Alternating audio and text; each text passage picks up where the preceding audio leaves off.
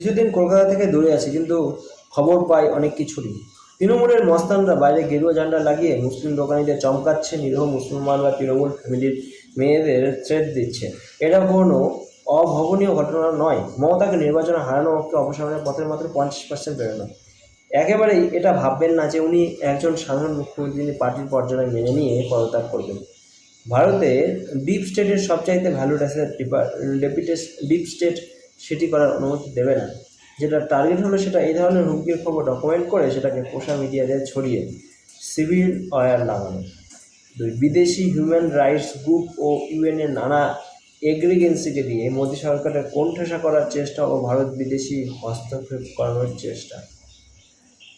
এটাও ভাবা হচ্ছে যে জামাত আর আনসারুল্লাহ বাংলা টিমের জিহাদি মডিউলের এই সুযোগকে অ্যাক্টিভেট করে দেশে দাঙ্গা লাগানোর চেষ্টা করা হবে।